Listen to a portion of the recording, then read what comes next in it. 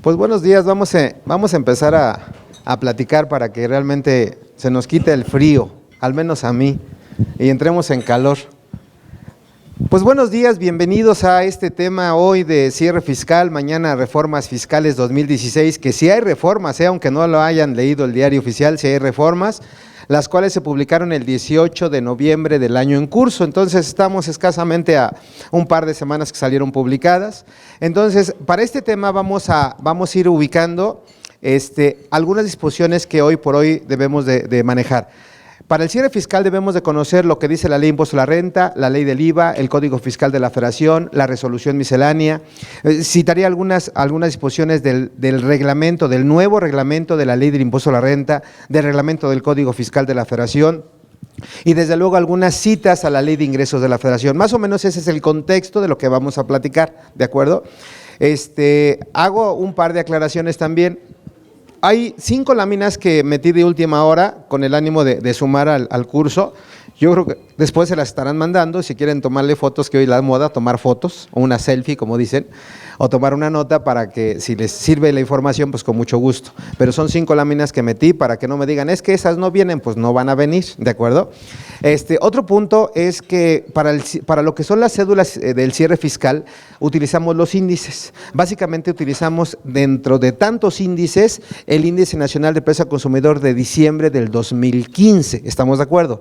Por ejemplo, para ciertas operaciones que realizamos. Entonces, hoy por hoy ese índice pues no lo conocemos, pero finalmente pues yo lo estoy sugiriendo para efectos de la actualización. Entonces, ese es un índice estimado, para que no me digan, oye, ¿y qué ya eres adivino? No, no soy adivino.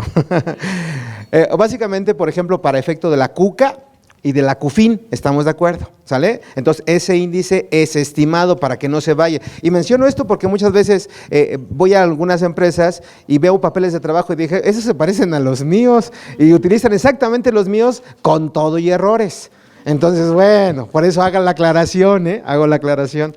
Bueno, pues dicho eso, vamos a manejar dos plataformas, la parte teórica, que siempre es importante, y la parte práctica, que hay muchas cédulas de trabajo que hacer, ¿de acuerdo?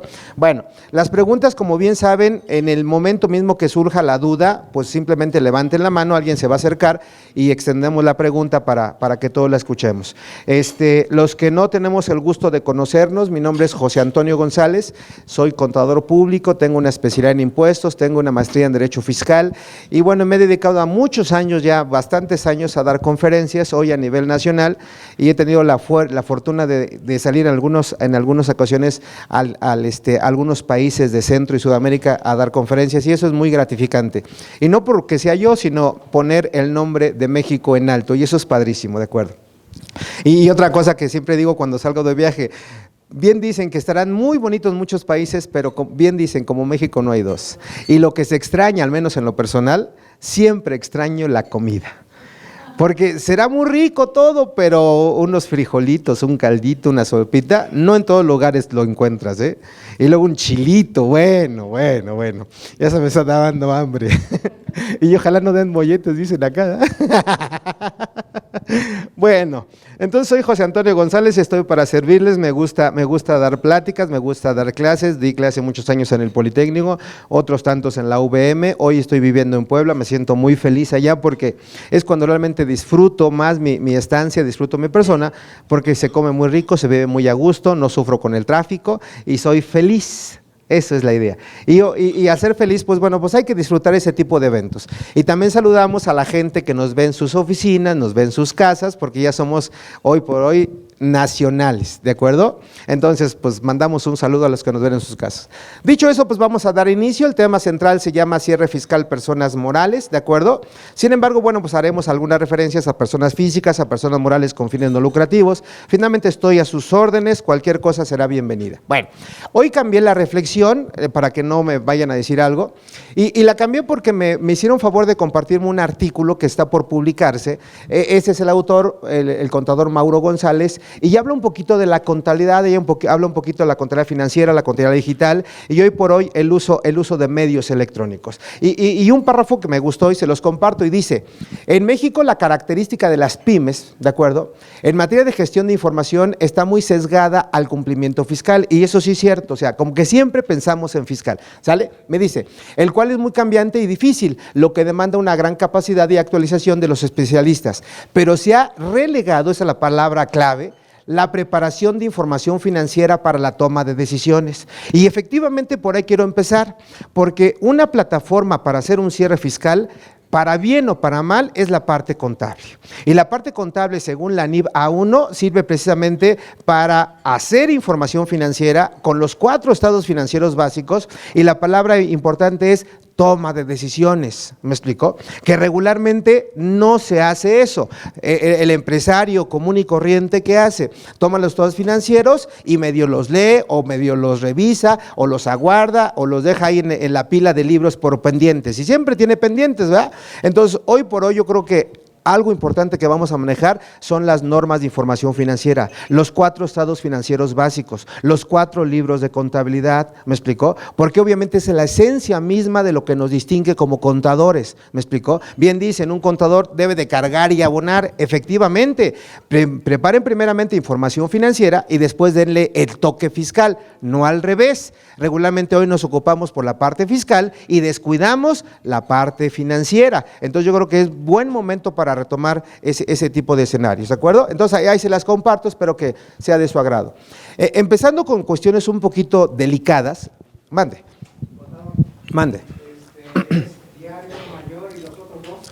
Bueno, a ver, que te escuchen todos, hablan de los libros de contabilidad, ¿sale? Sí, es libro diario, libro mayor y los otros dos, ¿Y los otros José Antonio. Y los otros dos, pues por favor. Es el número 3 y es el número 4, ¿no? Hay que ver las cosas con optimismo, con mucho gusto. Mira, los libros de contabilidad, y bueno, discúlpenme, yo sé que es una falta de atención para ustedes, pero bueno. Bueno, ¿quién habla? Roy, estoy en una conferencia en México, ¿te puedo regresar la llamada al ratito? Gracias, qué amable, bye.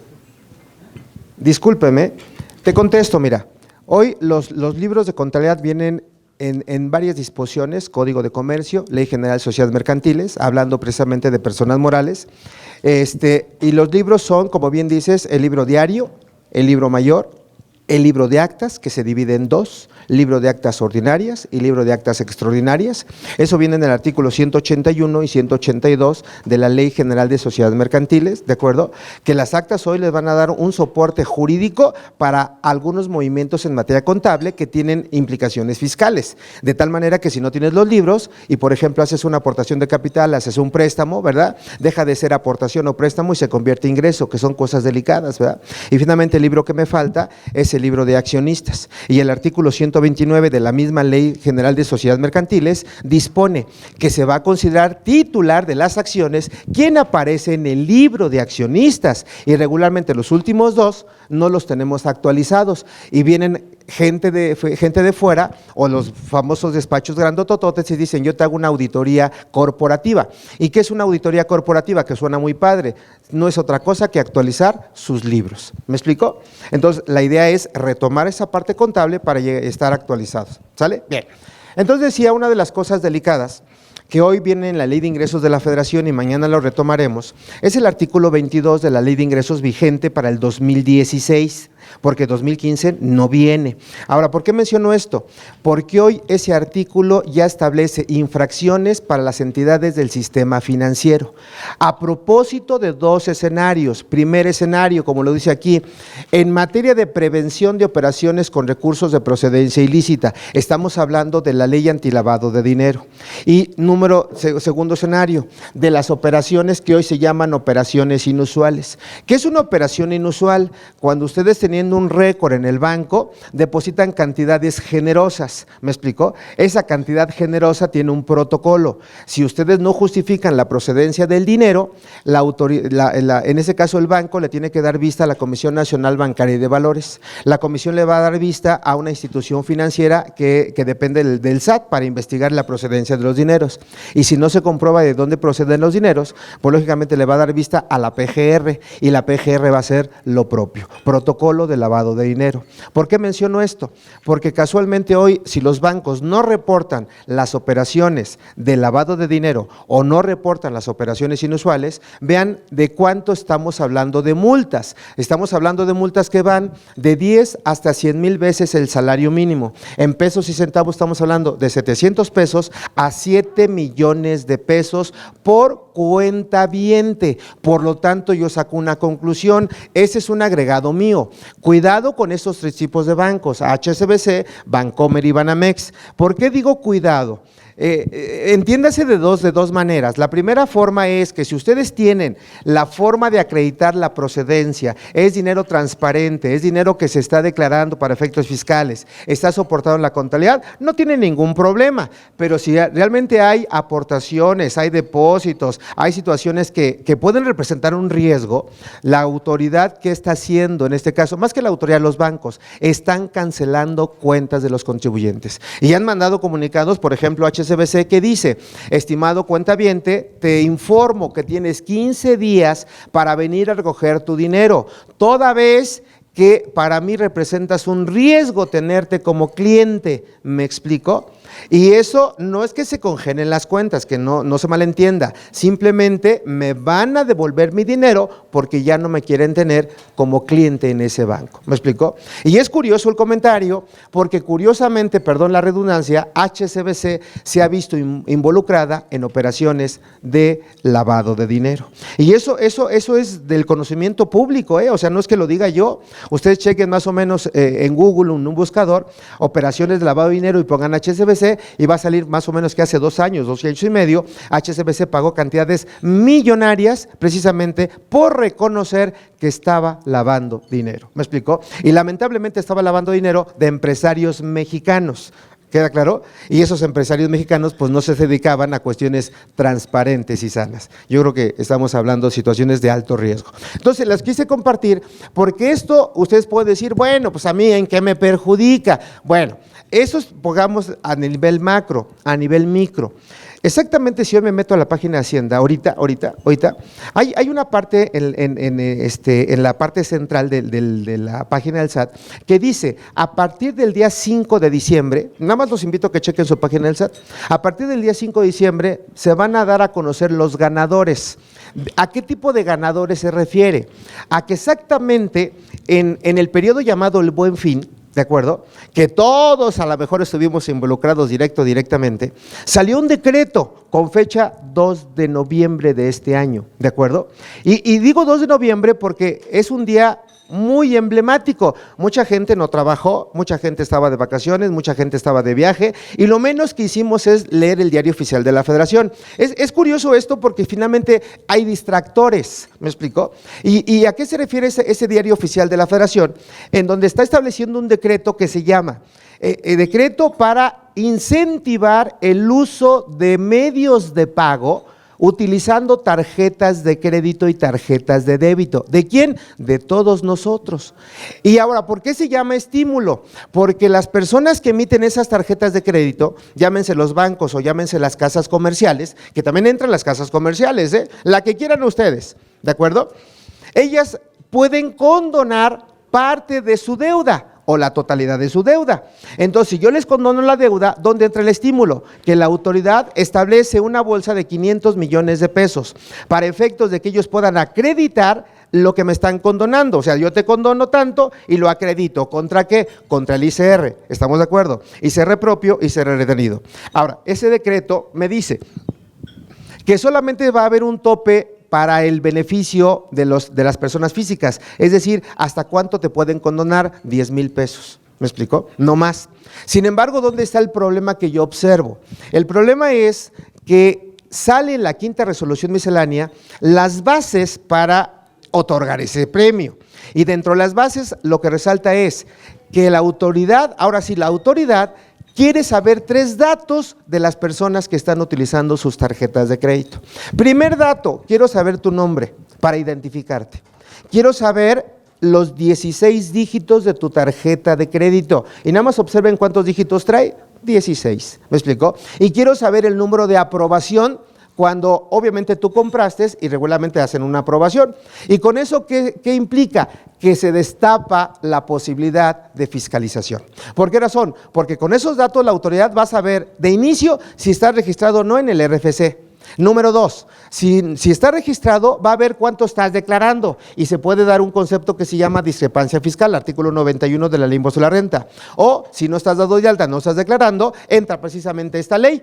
Ley de prevención de recursos de procedencia ilícita. ¿Me explicó? Se va a suponer que estás lavando dinero y a partir de ahí pues les puede aplicar el protocolo de lavado de dinero o simplemente los va a identificar como evasores fiscales. Y la evasión fiscal, pues nada más chequen el artículo 108 del Código, dependiendo del monto defraudado puede ser prisión que puede ir desde 3 meses hasta 9 años de cárcel, ¿de acuerdo? Y como es un delito grave, el delito grave se adiciona con un 50% más de la sanción, es decir, si te tocan 9 años, súmenle 4 años y medio, estamos hablando de 13 años y medio de prisión, ¿de acuerdo? Entonces, yo lo veo muy delicado porque finalmente una de las propuestas, y mañana lo platicaremos con más detalle, es que sigue la autoridad fiscalizando al contribuyente, sigue la autoridad queriendo cobrar más impuestos, sigue la autoridad en restringir la devolución de saldos a favor. ¿Me explicó? Hay reformas en ese sentido, hay nuevas facultades de la autoridad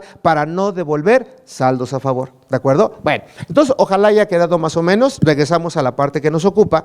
Uno de los artículos importantes que deben de tener y a partir de ahí establecer algunas políticas en sus empresas es este artículo 27, fracción 8 de la Ley del Impuesto a la Renta, y dice que para que ustedes hagan deducible los pagos a 3 tipos de contribuyentes, a personas físicas, y ahí pongo algunos ejemplos, salarios, asimilables, honorarios, arrendamiento, ¿me explicó?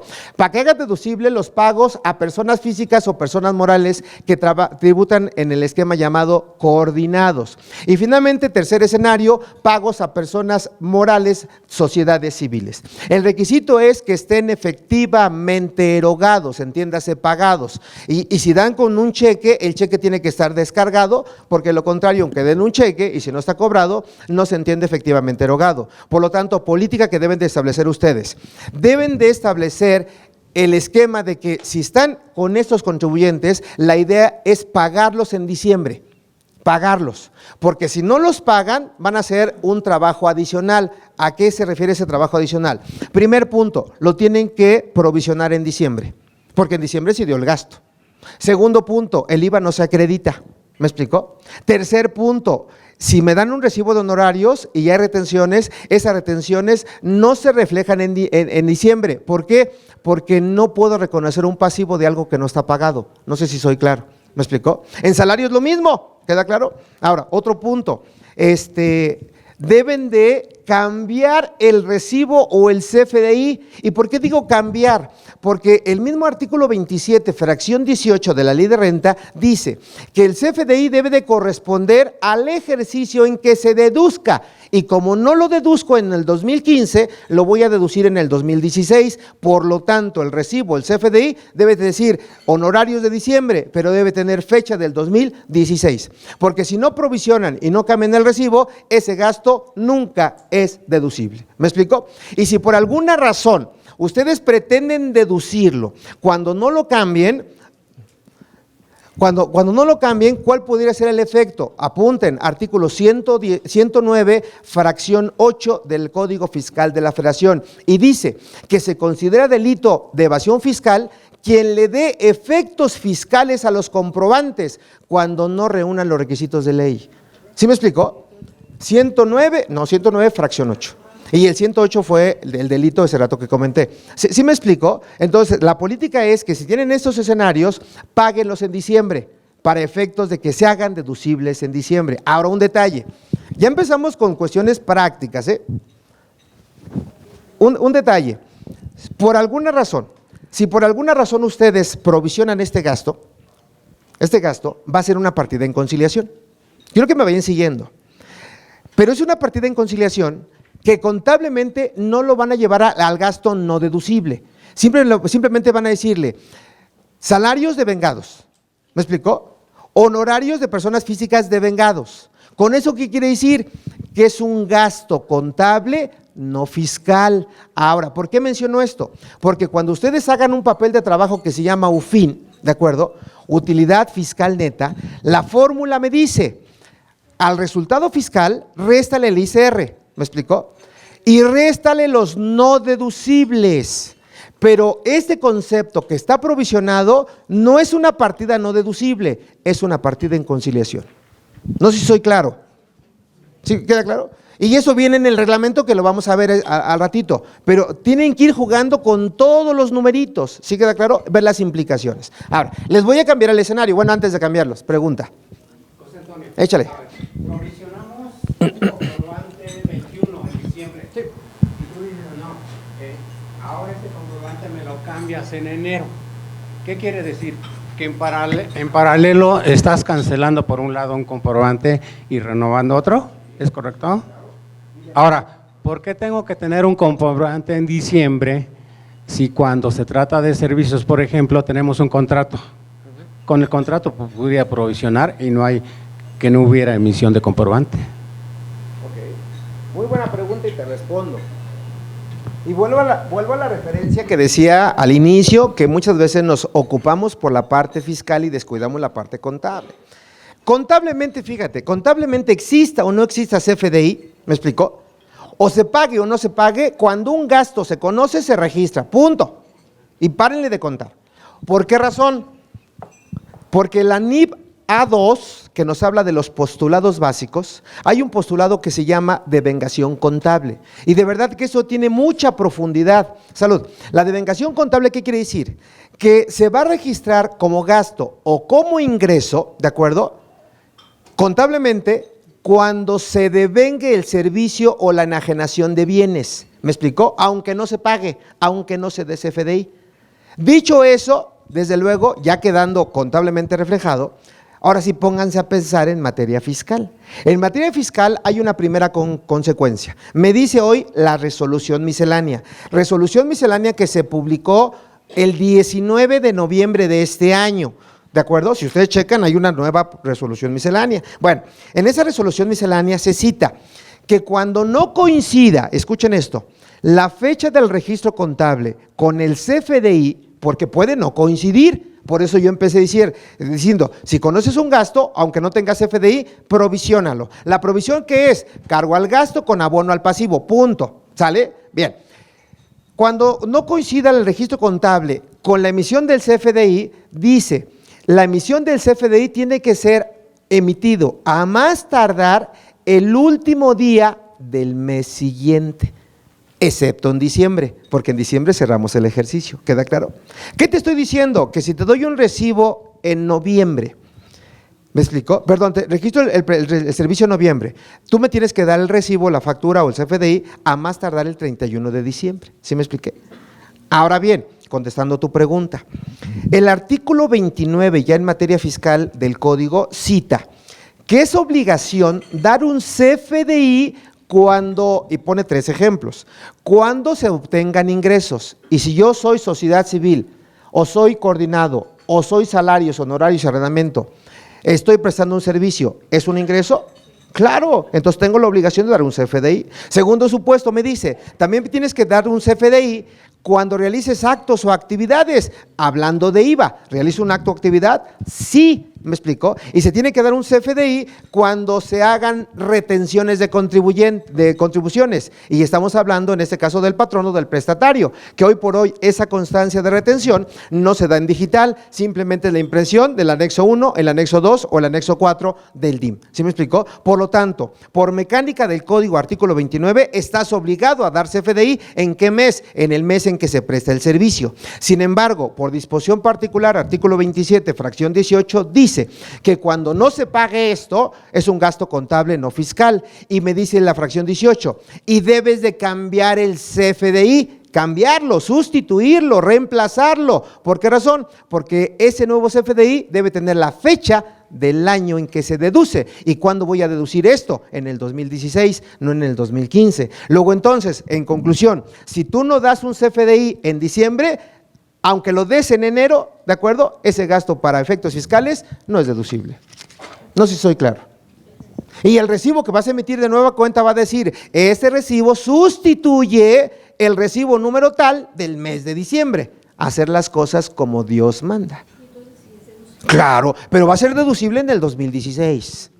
Sí, claro, fiscalmente hablando, contablemente se queda en 2015. ¿Sí queda claro? Sale. Bien, ¿sí, amigo? ¿Sí?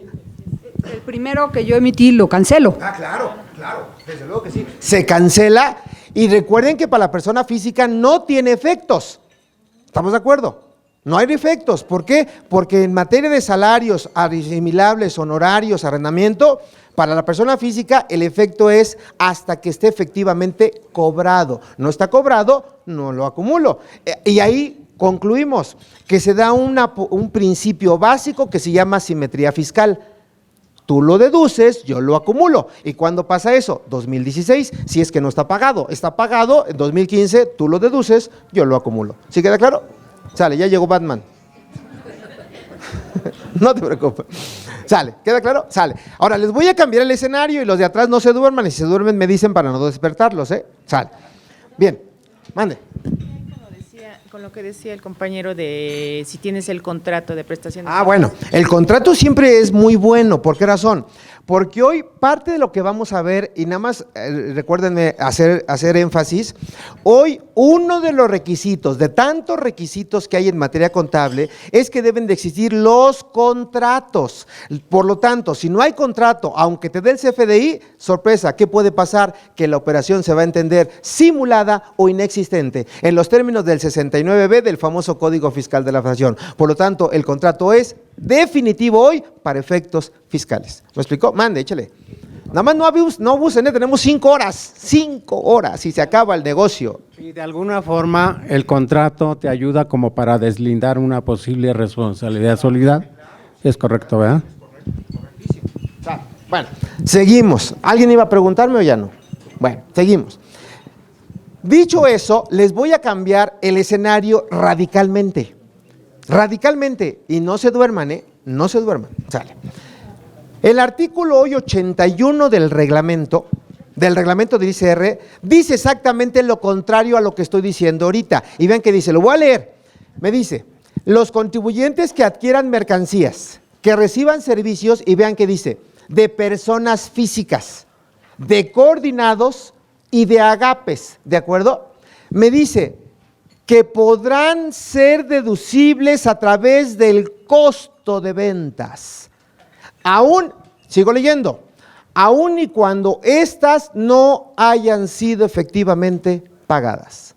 Yo muchas veces, y los que me conocen no me dejarán mentir, y se los voy a confirmar, esto yo lo decía en otras palabras y citaba lo que dice la ley del impuesto a la renta en su artículo 39, que esto, aunque no hubiera salido publicado en el reglamento, eso ya lo sabía un buen contador, porque vean que dice el artículo 39.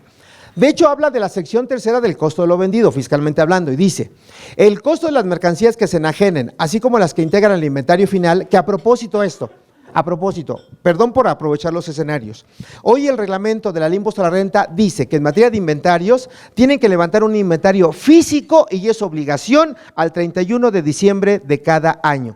Ahora, ¿qué tipo de inventarios manejamos? 3. Materia prima, producción en proceso y artículos terminados. Ustedes pudieron haber adelantado el levantamiento del inventario. ¿A qué fecha? Al 30 de noviembre. Pero lo van a ajustar al 31 de diciembre. Por aquello que no se les olvide, porque muchas veces el inventario no coincide físicamente con lo que tienen en papeles de trabajo o lo que tienen en su contabilidad. Pero bueno, retomo la idea.